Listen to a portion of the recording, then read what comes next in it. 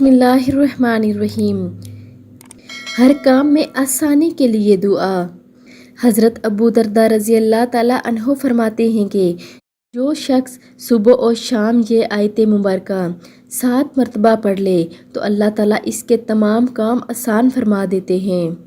وہ آیت مبارکہ یہ ہے: بسم اللہ الرحمن الرحیم، لقد جاءکم رسول من انفسکم عزیز علیہ ما عنتم حریص علیکم بالمؤمنین رؤوف رحیم، فإن تولوا فقل حسبی اللہ لا الہ الا هو علیہ توکلت وہو رب العرش العظیم۔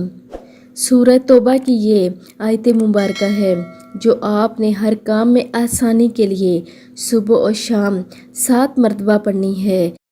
انشاءاللہ اللہ تعالیٰ آپ کے تمام کام آسان فرما دیں گے۔ جزاک اللہ۔